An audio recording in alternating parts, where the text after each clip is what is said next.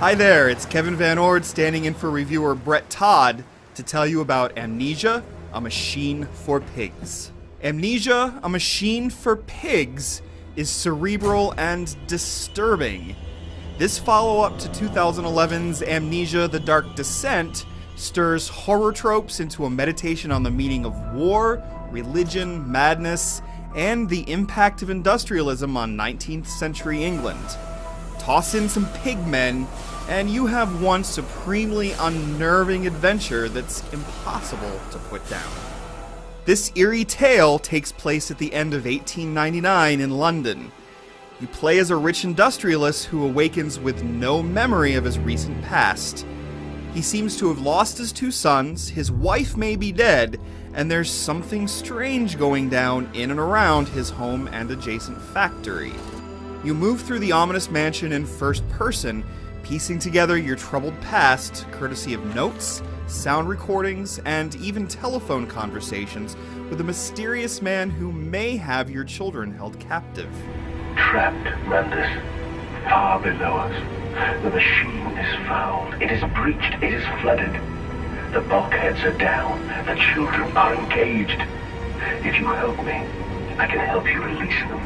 Instead of bluntly beating you over the head with blood and guts, the game uses the much more satisfying tactic of slowly building a sense that something is deeply wrong with every step you take. Much of the tale is surreal and sick, hinting at torture and mass murder on an industrial scale.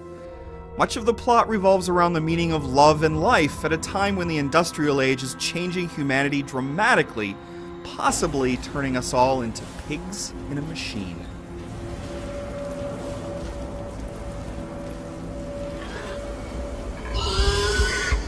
Even the ending is handled quite well, and the game dodges big reveal moments and awkward exposition. Aspects of the conclusion are dragged out somewhat, though. The final hour is padded with repetition in both words and deeds, with you climbing up and down a few too many ladders.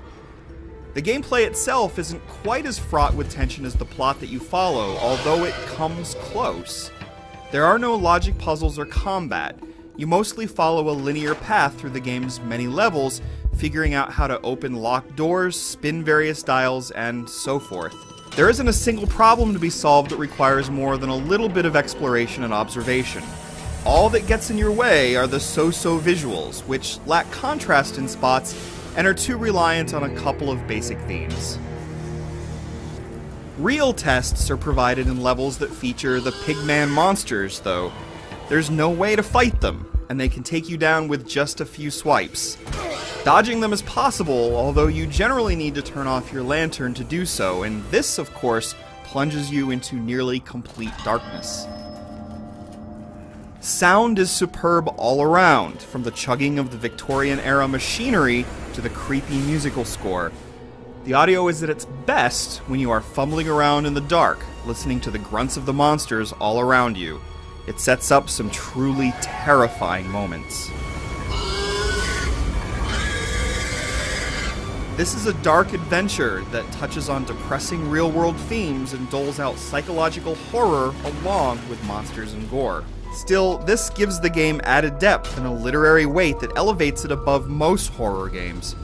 With Amnesia: A Machine for Pigs, don't avoid the darkness. Let it pull you into its embrace.